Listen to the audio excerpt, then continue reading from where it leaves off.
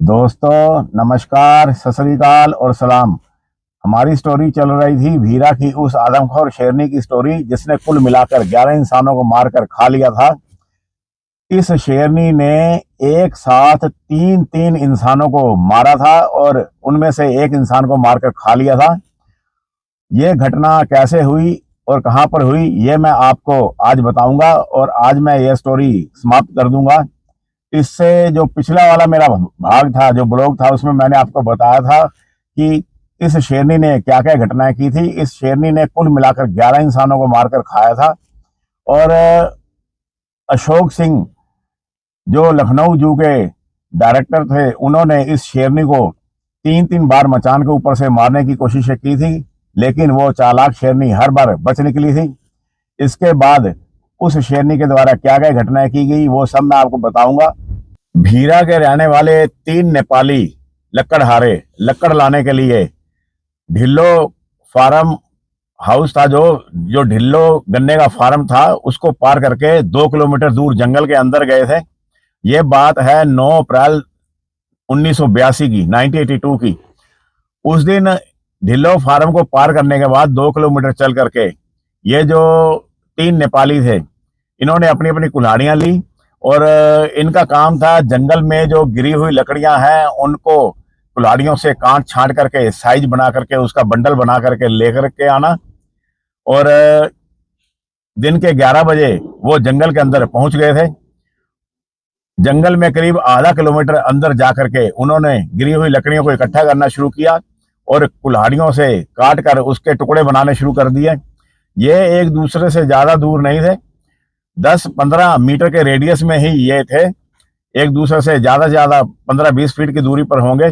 और जिस इलाके को इन्होंने लकड़ काटने के लिए चुना था, उस इलाके में उस शेरनी ने शरण ले रखी थी। उसी भीरा की आदमखोर शेरनी ने, जब अशोक सिंह के द्वारा तीन तीन बार उस शेरनी को मारने का प्रयास किए गए थे मचान के बाद, तो वो चालाक शेरनी खेतों को गन्ने के खेतों को छोड़कर भीरा के उसी जंगलों में जा छिपी थी। और बदकिस्मती से ये तीनों नेपाली मजदूर उस जंगल में ही लकड़ियां इकट्ठी करने के लिए गए थे। और शेरों से बचने के उपायों में अक्सर सभी के द्वारा ये बताया जाता है, इवन मैंने भी कई बार बताया है, कि अकेला पर्सन जो होता है उसको शेर से ज्यादा खतरा होता है। अगर 3 या 4 इंसान हैं तो उनको शेरों से कम डर होता है। और आपस में अगर बातचीत भी की जाए तो उससे जो शेर होते हैं, शेर ही नहीं दूसरे और भी जो जंगली जानवर होते हैं, उनको इंसान की प्रेजेंट का पता चल जाता है और वो दूर चले जाते हैं। लेकिन मैनीटर शेरनी के मामले में सारा कुछ उल्टा हो जाता है। जैसे ही ये जो तीन नेपाली थे, ये आपस में बातें भी कर रहे थे और लकड़े भी काट रहे थे, और लकड़ काटने से जो आवाजें हो रही थी उस शेरनी के कानों में पड़ी। वो शेरनी वहां से करीब 200-250-300 मीटर की दूरी पर एक झाड़ी के अंदर आराम कर रही थी। दिन का समय था। जब उसके कानों में आवाज पड़ी तो वो आवाज की दिशा की तरफ बढ़ी। शेरों की जो सुनने की क्षमता होती है वो भी असाधारण रूप से तेज होती है। जैसे उनकी देखने की क्षमता तेज होती है, ऐसी उनकी सुनने की क्षमता भी तेज होती है। शेरों की जो सुनने की क्षमता होती है, जो देखने की क्षमता होती है और जो सूंघने की क्षमता होती है, उन तीनों में से जो शेर होते हैं वो अपने कानों में ज्यादा विश्वास करते हैं, मतलब सुनने की ज्यादा विश्वास करते हैं बनिस्पत देखने के और सूंघने के।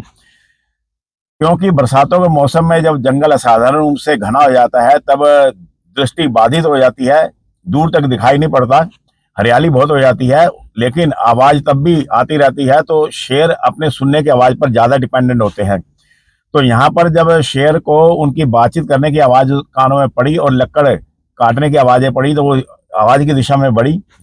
रेंगती हुई जब वो आगे बढ़ी तो जब उसने देखा कि ये तीनों जने बिल्कुल पास पास थे, जब शेरनी 25-30 फीट की दूरी पर आ गई तो ये तीनों जने लकड़ को काट करके एक जगह इकट्ठे होकर के उसके बंडल बना रहे थे।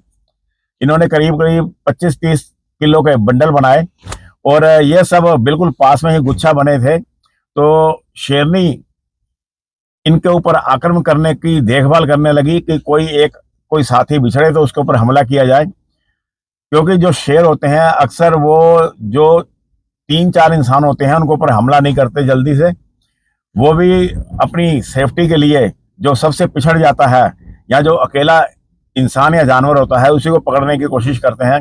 तो यहाँ पर ये तीनों थे। शेरनी करीब आधे घंटे तक उनके बिछड़ने के इंतजार में बैठी रही एक झाड़ी में, और उस शेरनी से बेखबर उन्होंने लकड़ के गट्ठे बांधे। गट्ठे बांधने के बाद में फिर 15-20 मिनट तक उन्होंने आराम किया उस जंगल में एक ही जगह बैठ करके, और शेरनी पूरे 1 घंटे तक उनके ऊपर अपनी निगाह जमाए जमीन से चिपकी झाड़ी के अंदर बैठी रही। उसके बाद जब वो नेपाली चले तो वो एक लाइन बना के चले, क्योंकि जंगल कुछ ऐसा घना था कि उसमें बिखर करके नहीं चला जा सकता था। तो एक लाइन बना के चले और अपने सिर के ऊपर उन्होंने गट्ठर रखे और अपने गांव की तरफ, भीरा की तरफ चलने लगे। उसी पगडंडी पर वो आ गए जिस पगडंडी से चलकर वो जंगल के अंदर आए थे। और जब वो उस जंगल में 10-15 गज चल करके थोड़ा आगे की तरफ बढ़े, सबसे पीछे चल रहा था अनूप बहादुर, और तीनों नेपालियों के बीच में करीब 6-7 फीट का फासला था। शेरनी तेजी से झाड़ियों में से रेंगते हुई आगे बढ़ी और उसने छलांग नहीं लगाई और झाड़ी के बगल में वो छिपकी जिस झाड़ी के बगल में से इन्होंने निकलना था। और जैसे ही आगे के 2 जने निकल गए और पीछे जो अनूप बहादुर था, शेरनी ने पीछे से अपना पंजा बढ़ा करके उसकी टांग पर मारा, और जैसे उसने पलट कर देखा, शेरनी ने तुरंत उसको कूद करके उसकी गर्दन पकड़ करके उसको नीचे गिरा दिया, और उसका जो गट्ठर था सिर के ऊपर बंधा हुआ वो नीचे गिरा। और उससे जब आवाज हुई तो वो जो दोनों आगे नेपाली जा रहे थे उन्होंने पीछे मुड़कर देखा। अनूप बहादुर के एक साथी का नाम राम बहादुर था और एक का नाम था दीपेश। जो राम बहादुर था वो बीच में था और जो दीपेश था वो सबसे आगे चल रहा था। जब दीपेश को और राम बहादुर को कुछ गिरने की आवाज हुई तो उन्होंने पीछे मुड़कर देखा तो जो शेरनी थी उस समय उसका गला को पकड़ करके और मुंह में दबाए बैठी थी उनके साथी को। तो उन्होंने जोर से शोर मचाया, और जब राम बहादुर और दीपेश के द्वारा शोर मचाया गया तो शेरनी राम बहादुर को बड़ी खूंखार निगाहों से देखने लगी। और राम बहादुर और जो दीपेश थे वो फिर भी नहीं घबराए, वो अपने साथी को छोड़कर वो जाना नहीं चाहते थे और उसको बचाने की कोशिश के लिए उन्होंने जोरों से शोर मचाना जारी रखा। तो शेरनी खूंखार निगाहों से उनकी तरफ देखने लगी और उनकी तरफ झपटने को तैयार हुई, और उसका जो हमला था वो बनावटी भी हमला हो सकता था। और इसलिए उन दोनों ने सोचा कि शोर मचा करके शेरनी को वहां से भगाया जा सकता है। लेकिन जब शेरनी गुर्राहट करके राम बहादुर की तरफ लपकी तब राम बहादुर ने 30-40 किलो का जो लक्कड़ का भारी गट्ठर उसने सिर पर उठा रखा था उसने शेरनी पर दे मारा, और जो गट्ठर था वो ठीक निशाने पर जाकर लगा और शेरनी के मुंह पर लगा, और जो शेरनी थी वो दर्द से तिलमिला उठी और 4-5 फीट पीछे हट गई और होठों ही होठों में शेरनी गुर्राने लगी। लक्कड़ का बंडल उस शेरनी पर फेंकने के बाद राम बहादुर ने अपने कमर में फंसाई हुई कुल्हाड़ी निकाल ली। कुल्हाड़ी में आक्रमण करने की शक्ति तो अवश्य थी, लेकिन हमलावर शेरनी को दूर बनाए रखने की शक्ति उस कुल्हाड़ी में नहीं थी। जो तीसरा नेपाली था उसने भी अपना गट्ठर जमीन पर फेंक दिया था तथा कुल्हाड़ी संभालकर वो भी शेरनी का सामना करने के लिए तैयार हो गया था। अचानक शेरनी ने छलांग लगाई और जब वो राम बहादुर उस पर कुल्हाड़ी से वार करता, शेरनी ने उसे नीचे गिरा दिया और अपना दायां पंजा उसकी तरफ बढ़ाया। दीपेश ने, जो इसका तीसरा साथी था, उसने कुल्हाड़ी का भरपूर वार उस शेरनी के दाएं पुट्ठे पर कर दिया और कुल्हाड़ी तीखी होने की वजह से उसने उसके दाएं पुट्ठे को काट करके उस पर जख्म कर दिया। लेकिन जो शेरनी थी उसने राम बहादुर का पिंड छोड़ा और दीपेश की तरफ उसको हमला करने के लिए मजबूर होना पड़ा। तब उस जंगल में पंजों से, दांतों से, तमाचों से शेरनी के द्वारा अपनी युद्ध कला का प्रदर्शन किया गया। जन्म भर में वो शेरनी पहली बार अपने प्राणों के लिए लड़ रही थी। उस शेरनी की करारी चपेट ने दीपेश के तो पांव ही उखाड़ दिए, उसकी कुल्हाड़ी उसके हाथों से छूट गई और वो नीचे जा गिरा। शेरनी की करारी चोट ने दीपेश के पांव उखाड़ दिए और कुल्हाड़ी उसके हाथों से छूटकर जमीन पर जा गिरी। उसके बाद शेरनी ने दीपेश को जमीन पर गिरा दिया और गिरा करके उसको गर्दन से दबा करके मार डाला। और इस प्रकार शेरनी ने उस जंगल में 3-3 इंसानों को एक ही समय में मार डाला था। और बाद में जो राम बहादुर था वो घायल अवस्था में जो खोजी दल था उनको मिला था, और उसके 2 दिन बाद अस्पताल में सेप्टिक होने से उसकी मृत्यु हो गई थी। क्योंकि शेरों के द्वारा जब भी कोई इंसान घायल हो जाता है तो उसको सेप्टिक होने के चांस ज़्यादा रहते हैं बजाय गुलदार के।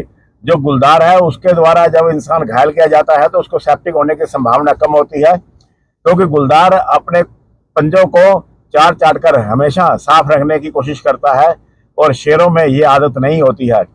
और इस प्रकार इन तीन तीन नेपालियों को मार देने के बाद में वहां पर एक तरह का हंगामा सा हो गया था उस इलाके में, और जो फॉरेस्ट डिपार्टमेंट था वो बड़े जोरों से एक्टिव हो गया शेरनी को मारने के लिए।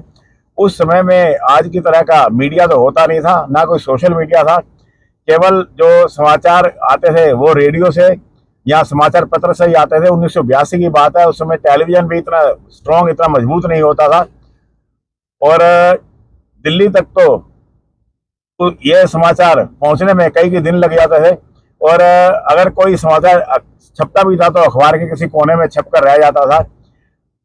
और जब जो फॉरेस्ट डिपार्टमेंट था इसके बाद जब वो एक्टिव हुआ तो जो अशोक थे उन्होंने इस शेरनी को मारने के दूसरे उपायों पर विचार करने की सोची, और उन्होंने यह विचार किया कि रात को जीप के ऊपर गन्ने के खेतों में गश्त की जाए। जो गन्ने के खेतों के बीच में जो कच्ची पगडंडियां होती हैं उस पर रातों को गश्त की जाए और शेरनी को गोली से ढूंढ कर मारा जाए, इसके बजाय कि मचान के ऊपर बैठा जाए, क्योंकि शेरनी वो अत्यंत चालाक हो चुकी थी और शिकारियों की चाल को वो पहले ही भांप जाती थी।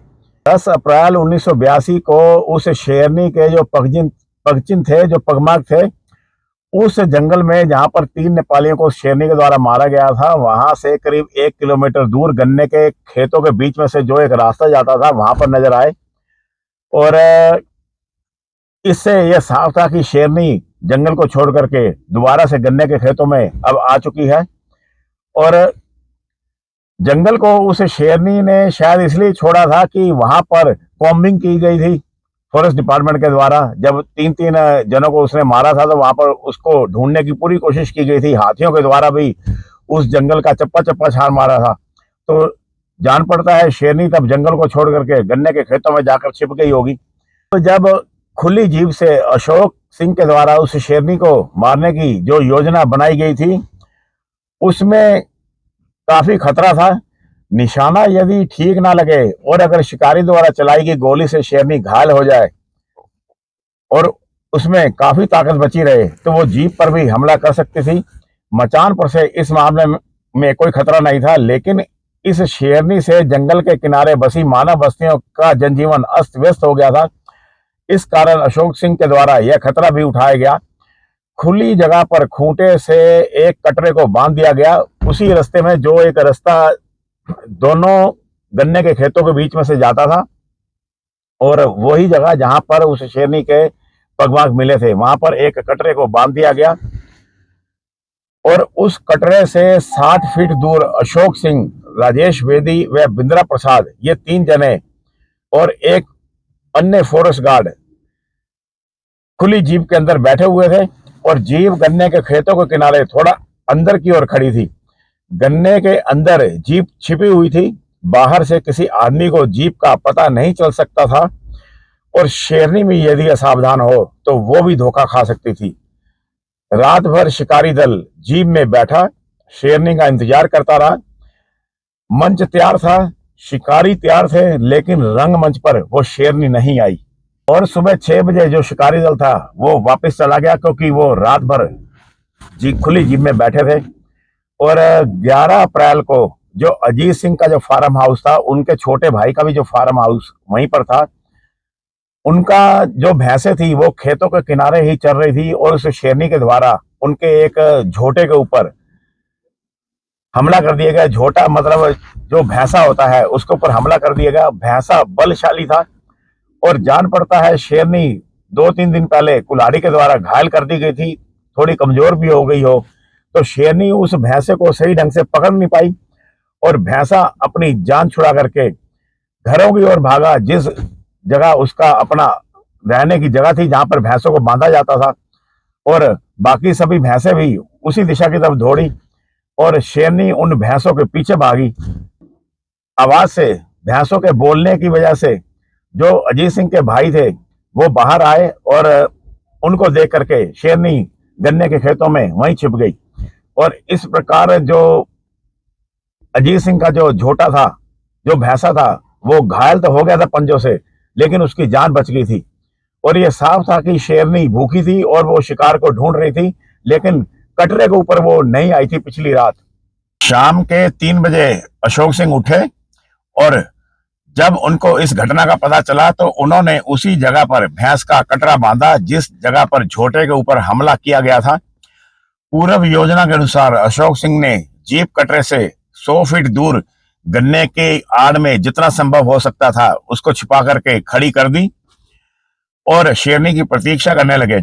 कटरा सामने थोड़ा राइट साइड में खेतों के बीच में से जाते हुए रास्ते के बंधा हुआ था।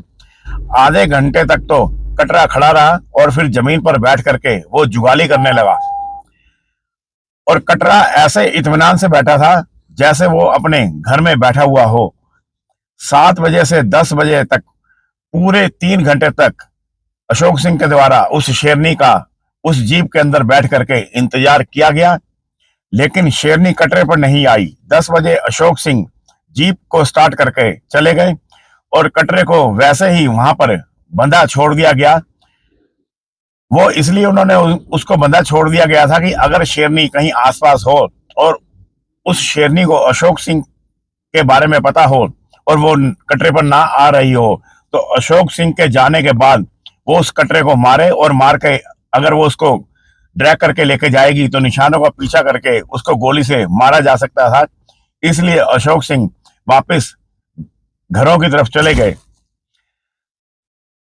और रात के 11 बजे अशोक सिंह दोबारा उस कटरे के पास पहुंचे। कटरा वैसे ही निश्चिंत बैठा हुआ जुगाली कर रहा था। इसके बाद अशोक सिंह ने उस जीप से गश्त करने का फैसला किया। उन्होंने जीप धीरे धीरे आगे बढ़ा दी। चारों तरफ गहरा सन्नाटा था।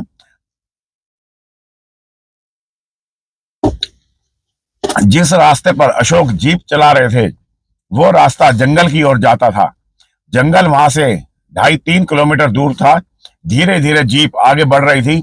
दोनों तरफ गन्ने के खेत थे। कुछ 100 गज आगे जाने पर दाहिनी तरफ ट्रैक्टर द्वारा समतल किया गया एक खेत आया, जहां पर गन्ने को बोने की तैयारी के लिए खेत को समतल किया गया था। वो वाला खेत आया और उसके बाद में फिर गन्ने के खेत शुरू हो जाते थे। तो जो अशोक सिंह थे उन्होंने अचानक अपनी जीप की हेडलाइट में देखा कि उस समतल के खेतों के आगे जो गन्ने का खेत है उस गन्ने के खेत में से शेरनी निकली है और किनारे में खड़ी होकर के जीप की तरफ वो देखने लग गई। और अशोक सिंह ने तुरंत जीप को रोक दिया और शेरनी लगातार अशोक सिंह की जीप की तरफ देख रही थी। शेरनी को रोज की तरह ही आदत थी ट्रैक्टरों को देखने की, जीपों को देखने की और लोगों को देखने की। और शेरनी इस वजह से निडर होकर के खड़ी थी। शेरनी पर जीप की हेडलाइट पड़ रही थी और अशोक सिंह अपनी .375 मैग्नम राइफल लेकर के खड़े हो गए और साथ में जो राजेश बेदी थे वे भी खड़े हो गए। और उनको इस तरह से खड़ा होते देख करके जो शेरनी गन्ने के खेतों में खड़ी थी किनारे पर, वो जीप की दिशा की तरफ धीरे धीरे अपने मुंह नीचे की तरफ करके कंधों को झुका करके आगे की तरफ बढ़ने लगी। यह इस बात का साइन था कि शेरनी हमलावर होने की तैयारी कर रही है। और जब शेरनी जीप की तरफ आगे बढ़ी, राजेश ने अपनी सर्च लाइट की रोशनी का फोकस शेरनी पर कर दिया।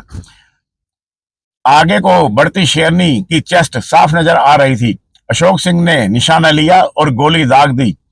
गोली लगते ही जो शेरनी थी वो कुछ सेकंड तक वैसे की वैसे ही खड़ी रही और गिरी नहीं।